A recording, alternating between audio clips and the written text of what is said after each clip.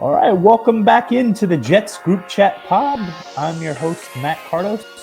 Welcome in, folks. We've got Tuesday night, 2 days out from the 2024 NFL Draft. It's usually the Jets Super Bowl to kind of culminate the offseason. We don't usually have much to root for, so we're usually picking in the top 10, which makes it interesting, as is the case this year. The Jets are obviously picking at number 10 after another down season. So who do we got in the house? We got PJ in the house. I think he lives in Florida at this point. I don't know. It's a different state every time we record. Yes, I am in Orlando now. Hey. Yeah. We got PJ in the house. We got Dennis right off the baseball field. Is that correct? Correct. Right into the mansion back here. Yeah, the Damasio bachelor pad. How's the Snyder boys baseball team doing under your watch? We could do a little bit better than we've been doing, but we'll see. We got the second half of the season left, so you're better than that. What's the record right now? Right now we're 3-6. Oof. Yeah, not bad. Couple tough losses, some good wins, but we got the second half of the season ready to roll. Outcoached. Bounce back. There you go. And last but certainly not least, handsome Jer, also coming from Florida. What's up, baby? At this point, we have just as many people on in Florida as we do New Jersey, which is wild. But yeah, so just a few nuggets and items to run through before we kind of delve into the draft. The Zach Wilson trade, official as of a couple hours ago. Thank God. The Jets 3-year nightmare is now gone. It's now Denver's problem. I don't want to spend a whole lot of time on this because we pretty much spent the last 2 seasons of this podcast shitting on Zach Wilson, so I won't spend too much time on that. But are you guys honestly surprised that they were able to get something for him without having to cut him outright? Or did you kind of just expect them to get a pick, something like this? I knew it was a matter of time. I mean, he's still a young player who showed flashes of some type of skill, some type of, relevancy at a quarterback position. But, I mean, I thought it was going to happen after the draft. I thought it was going to be somebody missed on somebody or somebody got hurt in minicamp or, he came in as a necessity. But to move him now and to only eat, $5 million and actually move up 50 picks in the 6th round, I'm cool with it. I mean, I'm not going to say it was a fleece. It just needed to be done. He needed to get out of the locker room. Agreed, yeah. He wasn't coming back under any circumstances. No. So I was getting skeptical. You thought there was a chance they were going to have to bring him back? Yeah, I texted the chat like 2 or 3 times. Like, I feel like he's going to be back on his team again. I assume you were just drunk. They wouldn't let it. They would have cut him outright, and it would have sucked for them. They would have eat a lot of money, but I don't think that they would let him. Like, you're going to waste a roster spot on him. I think the way I understand it, though, that he's due $5 million base this year. The Jets and Denver are splitting that. So the Jets are paying 2.5. Denver's paying. I thought they ate the whole 5. Oh, okay, that's even better. 2.5, but the problem is the dead cap hit. If you cut them, the dead cap hit was like $12 million. Now it's only whatever it is. It's I think it's only 6 or 7. If they were able to trade him, so I think that's why they didn't want to cut him. They would have attached a pick to him with no pick in return if they had to, just to not take the dead cap hit on having to cut him. So I think, like you said, all things considered, they didn't pay his full base salary, which I think is wild that Denver agreed to even do that because the Jets had no leverage, and they moved up, like you said, 50 spots or whatever in the back end of the draft. It's nothing to write home the mother about, but like it's worth it. Something. Yeah. It's something that where I thought we would do nothing, and so I'm happy with it. But obviously, you don't ever want the number 2 pick in the draft to be traded for the 205th pick in the draft 3 years later. It's not what you're hoping for. It's a no-risk upside move for Denver. You're getting a 24-year-old quarterback who is 4 years removed from being a 2nd overall pick in the entire draft. Change the scene. I mean, anything. Even if he does nothing, it was a flyer. Yeah. It's a win-win for them, to be honest with you. That quarterback room is horrendous to go with their new horrendous uniforms. Yo, you seen that? They're so ugly. That's such a bad quarterback. They look like Blue Mountain State. It's bad. It's bad. A lot of the new uniforms are bad. Besides ours. Yeah, we'll get into that in a little while. But the draft, I mean, that's what we're here for. That's what everybody's interested in. We're here a little bit pretty much 48 hours almost exact away from the Jets going on the clock here. I think a lot of people kind of expect that top half of the first round, the board's going to play out a certain way. Caleb Williams is obviously going to go 1 to Chicago. I don't think we have to go into that. Number 2, it sounds like it's going to be Jaden Daniels. It's either going to be Daniels or May. Sounds like they're leaning Daniels. 3, I think, is interesting because I think New England would like to trade out of that pick potentially if they got the right deal, but it sounds like they're going to probably stick and take May, which I feel like 4 becomes the tipping point for me. For the Jets, as far as the Jets are concerned, I think it really starts at 4 because there's a variety of different things that could happen. If Arizona sticks at 4, they're going to go Marvin Harrison Jr., I'd expect. But I feel like that's pretty much identified as the spot where most people project a team wanting that 4th quarterback in McCarthy. Somebody would move up to that spot to get him. Quarterback's going to drop. Yeah, either 4 or 5 would be that spot. But if they stick, I think they go Harrison. So Arizona's there 4. Then 5 is the Chargers, LA. How many you got today? I still think they go lineman. Harbaugh loves the trenches. I think they could surprise somebody and go like a big D lineman, but I don't see there's nobody worthy of that pick that high. I see Joe Alt going there. Yeah, I could see Alt going there. For me though, I think that's an interesting spot. I wouldn't be surprised, and I don't know if it's really a hot take, but it could be a hot take. I think that's a sneaky spot for Bowers. It could be. They got no weapons there either for Herbert. He seems like a Harbaugh type guy. It's not a bad call right there. Yeah, just I don't know that happens, but I don't think it's crazy either. But yeah, that seems like a Joe Alt spot. But they are lacking weapons too. So I mean, again, that's where it gets interesting because if quarterback goes at 4, I think quarterback's going 4. I think Minnesota is going to move up to 4. I think they're going to package the 11 and the 23 with another pick and go up to 4 and take McCarthy, which would then allow Harrison to fall to 5.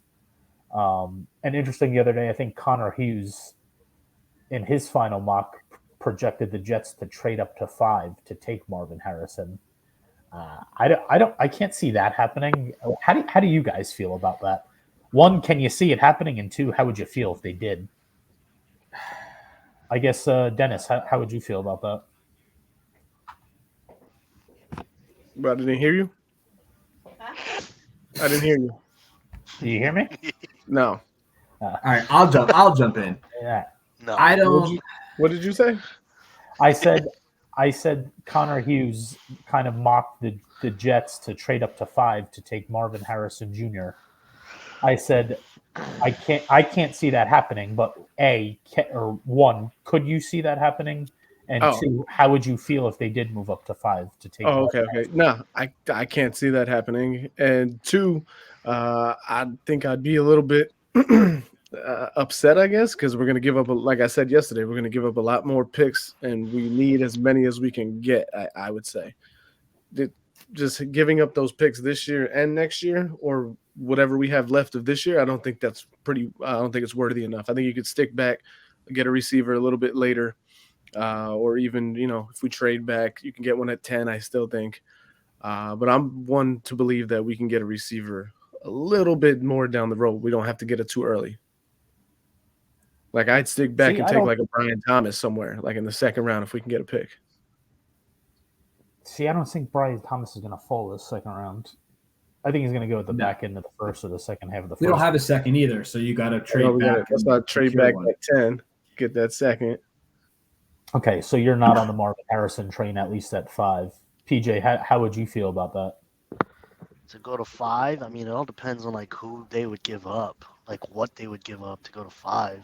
I would think without question you have to give up next year's 1st round pick to go up there. Next year's 1st round pick, probably Marvin Harrison 3 Jr.? or 4 this year, probably. Yeah, you'd probably have to give up your 3rd round pick and a 1st next year to go up to 5. I don't know. And swap him this year. Yeah, I mean, no, I don't think I would do that. For Marvin Harrison Jr. is nice, but I don't know. I think that there's too many holes too that the Jets still need to fill to be able to bank on one person. I totally get it. They're not one player away. I could Yeah. see them trading up, but I could see them trading up to 8, like Atlanta, to leapfrog the Bears to try to get a Odunze, or if Neighbors somehow falls. But like PJ said, like you still need another safety. You still need depth at guard and at tackle. You need another wide receiver. I mean, you need a backup running back. There's a lot you need, and you can't be just dumping that in for Marvin Harrison. Could be a generational receiver, but you're not one player away. You know, we're not the Chiefs where it's like a receiver is going to, put you over the top again. Right. Yeah. I think 5's too rich. 5's too rich. Yeah, I don't think Joe Douglas has the stomach for that. Although Joe Douglas has never traded back in the draft. He's only ever traded up. But I do think, like you guys said, I think that would be too rich for him. I don't think that's something he'd be interested in just at that price point. Then obviously the Giants go at 6. That's probably a neighbor spot if they stick. You guys agree with that? Yeah. I see them going weapons. They're not going to go line. Yeah, so I can't see that. And then 7's the Titans. I think we all thought wide receiver early, but once they ended up with Ridley, and then they still have Hopkins, they have the tight end. That actually is an interesting spot, I think, for Bowers potentially too. That wouldn't be a weird landing spot for him, I don't think. No. For which one? For who? Tennessee. For who? Titans. No, Tennessee. Who Tennessee would get who? Bowers. Oh, Bowers. Your boy, son. Big Bowers. I could see that. Well, they need offensive line help as well, though. They need everything. Yeah, they need a pick a quarterback, and I wouldn't be surprised. Yeah, see, like what I see, like a lot of people have Neighbors going 5 to the Chargers if he's there. I mean, that makes sense. It makes a lot of sense to me. Yeah, which would allow Alt to fall to 7 to the Titans, which I think a lot of people expect Alt to either end up with the Chargers or the Titans. He's not getting past 7. Like in this draft, I totally see like Joel Alt is a pipe dream. Neighbors is another pipe dream. Marvin Harris is another pipe dream. Now you're in a position where like Rome Odunze is like your reach. He's the one you hope gets there, but like I mean Bowers could be there. That kid from Penn State could be there. But in terms of like weapons, like it's pick your poison, and hopefully you get another quarterback. McCarthy has to jump in and push some talent down, but a lot of the top talent at receivers are going to be gone by the time Jets pick at 10. Yeah, and I think here we are at 8. It feels like 8 for me is like the weird point because I think I don't think I've seen a mock draft out there that doesn't have them going Turner at defense. Edge at 8 or going defense. And I feel like they're such a wild card because if they go anywhere other than defense, it's like it throws a whole monkey wrench into what we've expected to happen. You could see a position where like a defensive player doesn't go for like to what, Seattle? Yeah. Saints need offense, they need weapons. Colts, same thing, they need weapons. Raiders need line, quarterback, weapons. Broncos need fucking everything. Vikings probably going to go quarterback. Don't need a quarterback anymore. That's what I'm saying. I mean, like that's why 8 is like you mentioned before. 8's a sweet spot for me. If let's say a Neighbors falls or an Odunze falls, I'm looking to leapfrog the Bears. You could probably go from 10 to 8 and give away maybe your third, maybe one of your higher fourths in a second or third next year, and get your guy. Like that would be something I would do. If I'm going to trade up, I'm trading to 8 because that's probably your sweet spot. You're moving up 2 picks. Yeah, I agree. And I think Odunze, if he's on the board, is going to go at 9 to Chicago. I think they would take him. Or somebody else is going to come up and take him at 9. Somebody else, I think, could come up and snipe the Jets, kind of like what happened with Broderick Jones last year. Yeah, everybody knew that's who we were going, and they jumped up in front of the Jets to take their guy. I think it could end up being if Odunze falls to 9, somebody would want to jump the Jets and make it enticing because the Bears don't need Odunze, like they have DJ Moore. They just lineman as well. Yeah, they could go Lyman. I think Lyman makes more sense to them, truthfully, We than. could even go, what's his name? Dallas Turner from Alabama. Yeah, I think he's going to go 8 if they stick. I think he's going to go to Atlanta. Yeah. But that's why I'd be interested to going up to 8 and swapping with Atlanta and taking Odunze. I think that would be an interesting dynamic. But I think it's also interesting that I don't know. Like I remember when the season first ended, like looking at that first round of mock drafts, like Olu Fashanu, the left tackle from Penn State. Like I remember when we won that last game in New England, and we were like, "Shit, we just costed ourselves Fashanu." And now it's he like, could be there. like he's gonna be there. He's 100% gonna be there, and so is probably every other lineman not named Joe Alt. Latham will be there. The kid from Fuaga, Oregon State is going to be there. The kid from Washington is going to be there. That's why trading back, if Lyman is their go-to, and if Lyman is where they want to sit, I would move back. And now you have a plethora of guys. If you can. Again, I know it's harder said than done, but if somebody falls and all of a sudden somebody gets crazy and I got to jump up to get Penix, I got to leapfrog the Broncos or the Raiders. Yeah, why and not? that's where that gets interesting. And you're totally right, Spiga. Like if Minnesota's not able to move up from 11 to 4 with Arizona, or with the Chargers at 5 to take McCarthy, if Minnesota's not able to get one of those top 4 guys, they stick at 11. Do they like Penix enough, or knowing that Minnesota's going to take him at 11? Do the Broncos at 12 or the Raiders at 13, who also need a quarterback, think about jumping Minnesota? Because we would be that jumping point, we're the pick in front of Minnesota. Minnesota needs the quarterback. So if there's a 5th quarterback that's going to go, he's not going to make it past 11 if Minnesota's sticking at 11. So you want to jump and go to 10. So if you're Denver or the Raiders, you have to get to 10 to get a guy like Penix.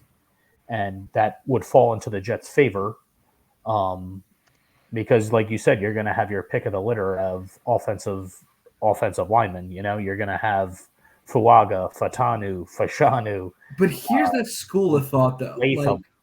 Like if you're, again, I know we're cynical Jet fans, and we always think the worst. So you're sitting there like, you need a backup for Tyron Smith, or you need a backup for Morgan Moses. Like, yeah, that all makes sense, past 2025. But if all goes according to plan, this kid never fucking plays.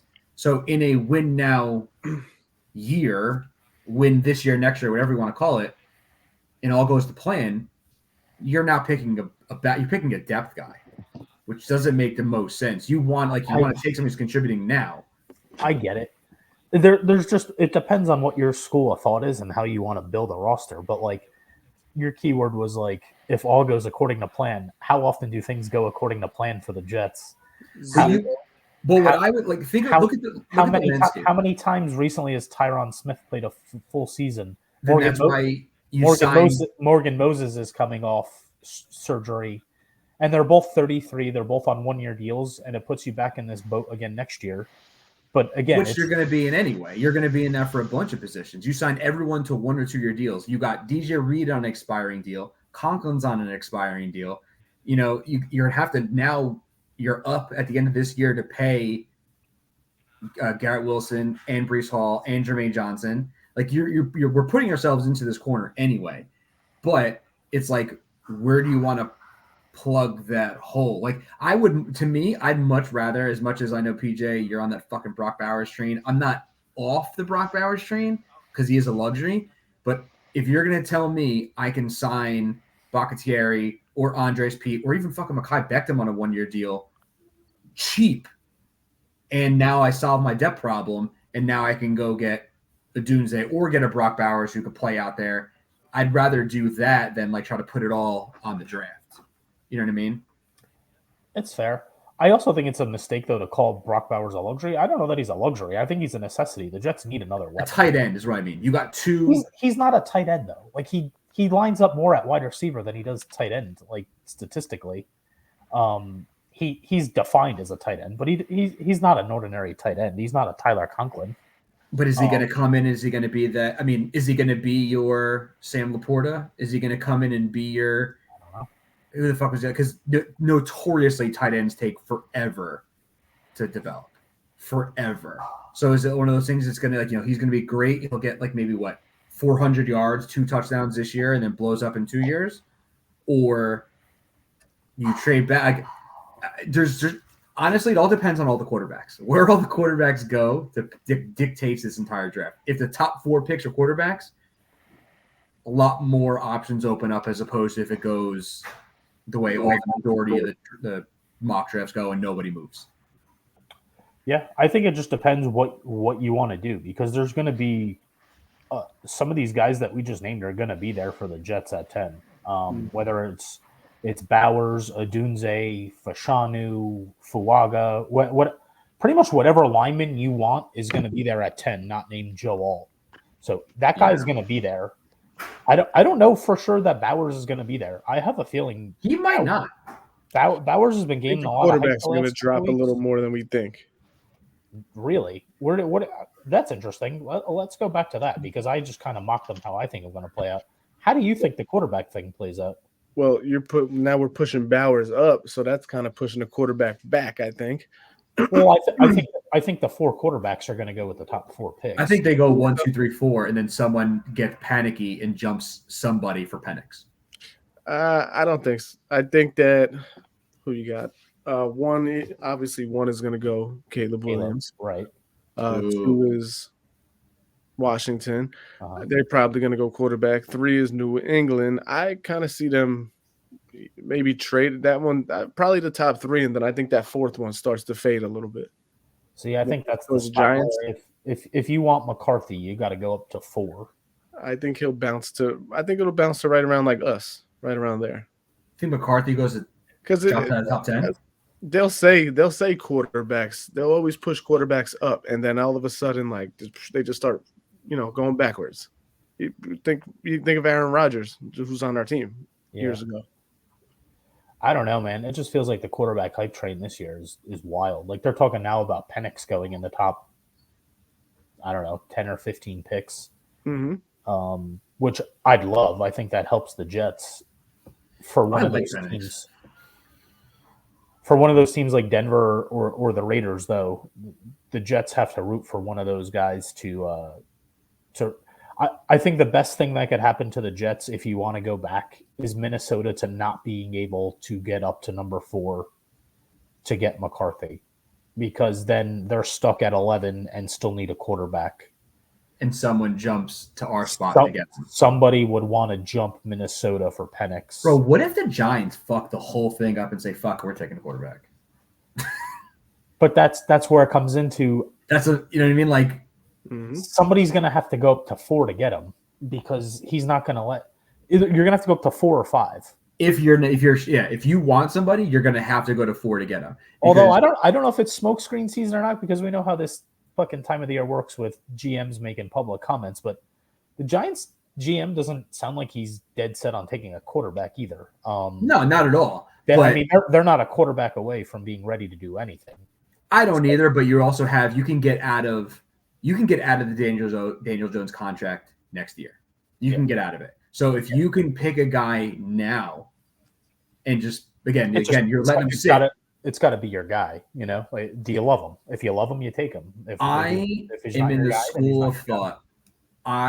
Peter Schrager is so fucking plugged in to all the NFL teams, especially the New York teams, and he's been right the last 3 years. That's why watching him saying the Giants are going to not only take J.J. McCarthy, they're going to trade up to 4 to get him is wild. And then still the Jets take Bowers is why it carries weight for me. Like, I think the Giants might be a dark horse for that quarterback and might move up from their spot to get him. Yeah, I don't know, man. It's so interesting. This draft is super captivating. And there's just 2 totally different schools of thought. Do you go – because it seems like they're either going weapon or they're going lineman. Which one do you want? Yeah. At the end of the day, I guess that's a good question. I mean, PJ, what do you want? You want the lineman or you want the weapon? Nah, man, I definitely want Brock Bowers. I want the weapon. I want the Sam Laporta. I want the George Kittle. I want the Travis Kelce. Like, I want the next guy.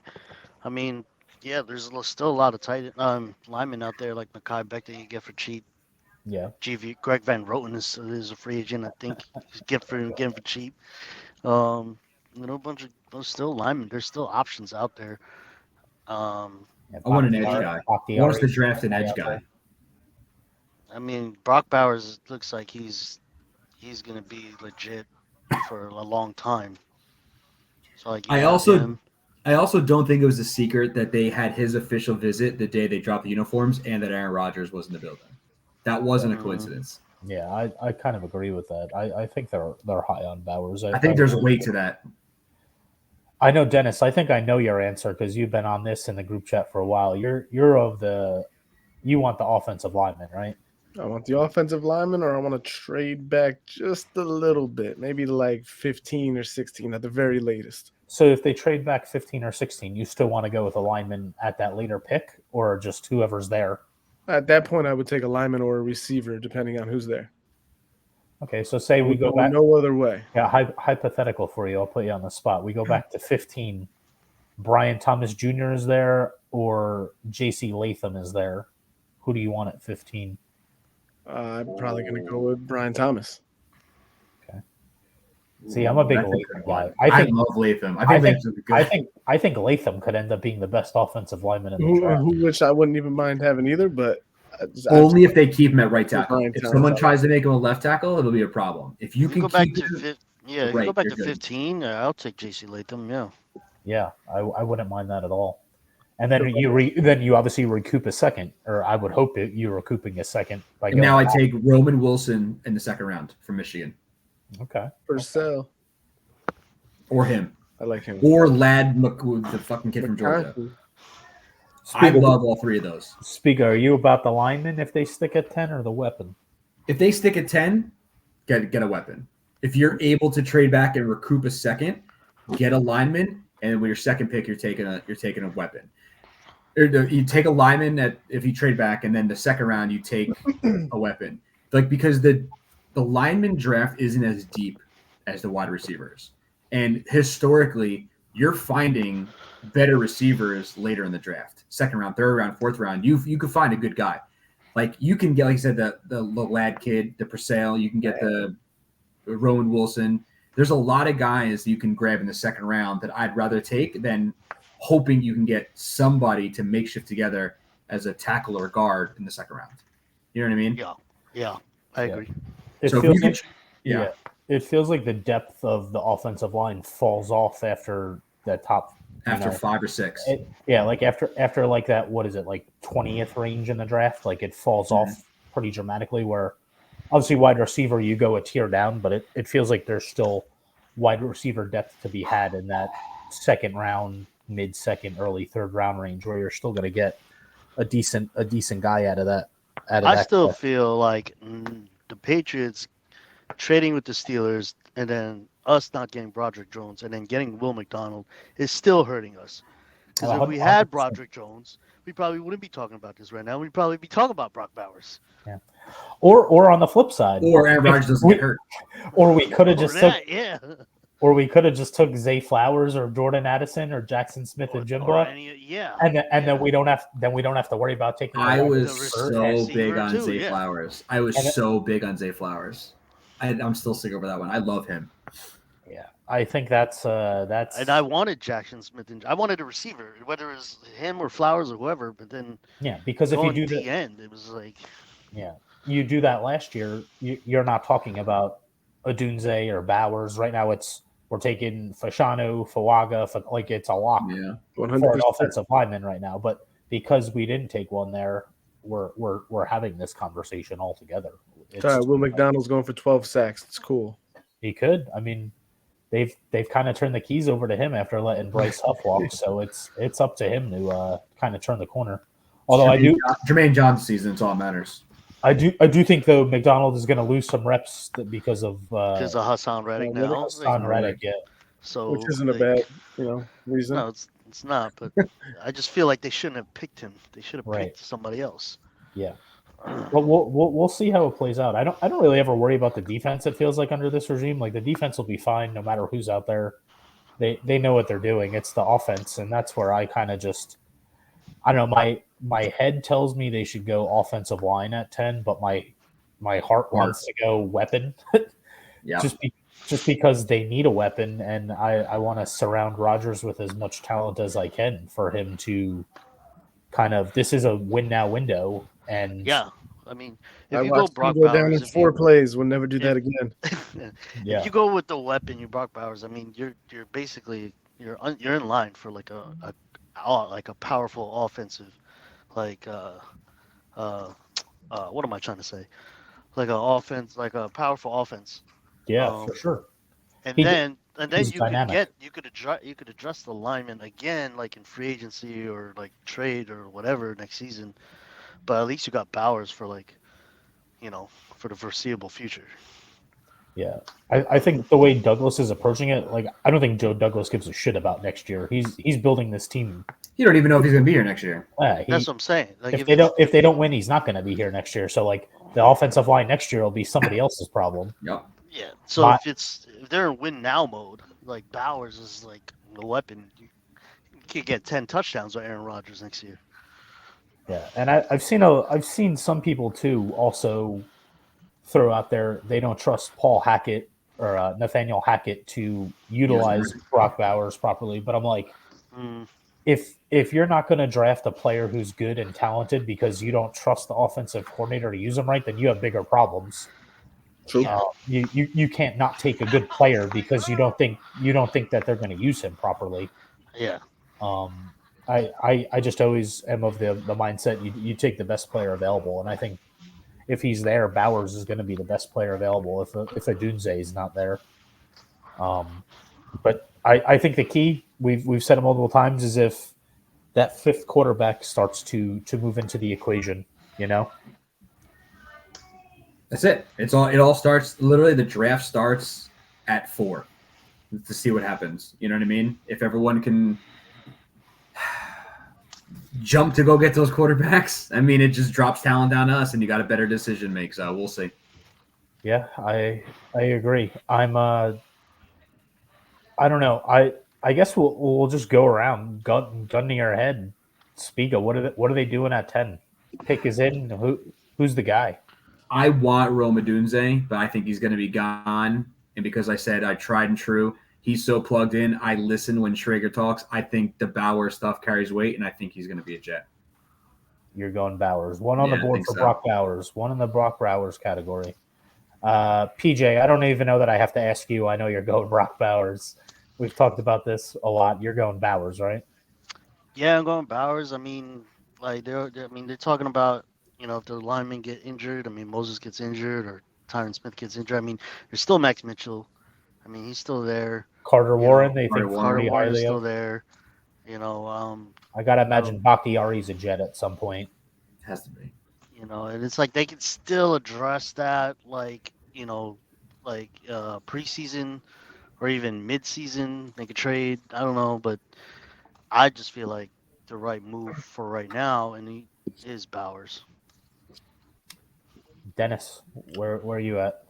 My initial thought is going to be the Troy Fautanu from Washington. Fautanu. See, I think he's one of my favorite guys because I would trust him at guard or tackle. He's pretty versatile, and he's like an AVT. Yeah. And you gotta, you can't miss it. You can't miss it. If you're taking that lineman, you gotta make sure this one's right. Yeah. Yeah, but what if Fashanu's good and Salisi's good? Those guys are good. Latham's good. They're all good. Yeah. It's just a matter of which one you like better. I see that. I like if they end up going lineman. I know they're not. It doesn't sound like he's really in play. Although, what do I know? But I mean, Olu Fashanu from Penn State because he's a true left tackle. And he sits for a year. Yeah, and learns from Tyron Smith. You know what I mean? He's not going to sit here. Like one of these guys is going to have to play. Like as much as we want everything to go right, like Tyron Smith isn't going to play every snap. Morgan Moses isn't going to play every snap. Like somebody's going to get hurt. Somebody's going to have to play. It's just a matter of fact. They're older. They're injury prone. You hope it doesn't happen, but like you have to proceed as if it is going to happen because it always has happened. That's just kind of what history tells you. And this goes back also too, like when they drafted Mekhi Becton, like They could have got Tristan Wirfs, and that would have solved a whole lot of a lot of problems. Yeah, and and if you look back to that draft, what was the biggest reason they took Becton over Wirfs was Becton was a left tackle and Wirfs was a right tackle, and obviously he made the transition seamlessly, and now he's one of the best tackles in the league. But the Jets didn't project him as a left tackle; he didn't play left tackle in college, and they went with Becton, who was a left tackle, and now here we are going into May, and Becton doesn't have a job, so. Speaks more to the evaluation process, I think, of the team than it does the players. But I don't give a fuck who you pick. I'm with you guys though. I think Bowers is the guy. I don't know if it's the perfect move or the guy that I want the most, but I just think that's what they're going to do. I think there's too much smoke there, and I just think he brings a different dynamic to them, and he fills the need for another weapon. Because this dude could come out of the backfield, he could line up in the slot. Yeah, he's gonna be fucking dangerous. And then when he's scoring touchdowns and catching balls, we're gonna fucking love him.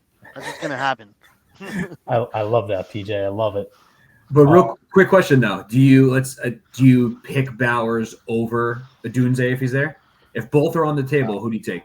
Odunze. But I don't think Odunze. If they're both there on the board at 10, something went right for the Jets. Sheesh.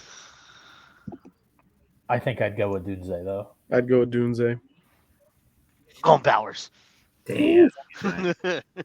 What if Joe Alt's there? He's not gonna be there. Man. Come on, Spiga. Joe Alt. I don't know. What if Bo Nix goes 5 overall? Who knows? Just everybody gets quarterback happy. Yeah, I guess we don't know. But oh man, if something really fucked happened if Joe Alt is there at 10. Something really wild happened. Yeah. Yeah, that's a gift. Yeah, something wild happened. But yeah, I'm gonna stick. I'm gonna say Bowers at 10. And that's my pick. We'll see what happens here in 48 hours. Before we wrap, just want to spend 2 or 3 minutes. What's the consensus on the new uniform drop? We like them. Hell yeah. Chef's kiss. We saw them already, but it's dope. Real quick though, am I the only one who really, really, really likes the alternate logos too? I love it. Like that oval with just the jet fin. I love that. Awesome. I like all of them except that one. No, I think that one's dope. Oh, dude, it's terrible. Wait, which one's terrible? The one with it's just the green oval with like the top of the jet, like the jet tail. Ew. No, you're nuts. I think it's fire. I gotta see this. I feel like I definitely have seen it. I can't put two and two together here. You know, like the green circle that used to be the logo? Yeah. So it's a green circle, and now on the new logo it says Jets with like an airplane over it. Yeah. So now it's just a green circle with the airplane in it. Like it the airplane's it looks like a toy, right? I think it's fire. Oh, it's bad. Matter of fact, PJ, you got to go. It's your turn in a Battleship. So. Oh, you finally made a move? It's been like freaking 5 days. No, I've been waiting for you since Friday. Really? Oh. All right, shameless plug though. Also, look at these fresh hats for the group chat, boys. Yeah, those are actually good. These are fire. $40, you can get one. I got to see Cardos on Friday. Yeah. I don't have that many left, but I went and visited my brother. Came down here with to Sarasota, and his son, I gave him one, bro. He didn't take it off the entire day that he was wearing it the whole time, and he's got like a hockey mullet because he's a good hockey player. Nice. Yeah, so he's got like the lettuce hanging out the bottom and the Pat Mahomes glasses. He was looking fresh. Shout out Mikey with your new hat. Did you give Parsons one? Not yet. I have one set aside for him, but I haven't seen him yet. Yeah, I wanna get more ordered up for the season so we could get them out to everybody. Yeah, they're not cheap. They're not cheap though. So, but they're nice. They're nice. That's for sure. Very nice. Never gonna get a Super Bowl patch right here. Yeah. Oh, that'd be sick. Imagine get the Super Bowl champ on the side. All right, boys. Well, I appreciate you. Yeah, that'll never happen. This is a foursome at this point. Only if they win the Super Bowl. Nick's he still won't show up. Hell no. Nick's on the podcast by name only. He participates in the chat a little bit, but I don't think we're ever going to see him on camera ever again. We might have to do a special recording. If the Jets win while the he's Super drunk. Bowl, he has to join. I don't care what he has to join if the Jets go to the Super Bowl. Yeah. I don't know. I think even then he'd be a little hesitant to hop on, but we'll see. All right, boys. Well, I appreciate you hopping on. We'll find out in about 48 hours what the verdict was, and let's get it. We'll hop back on next week and talk about not only who they took in round 1, but who they ended up with the rest of day 2 and day 3. All right, boys. Have a good night. We'll talk soon. Play, baby.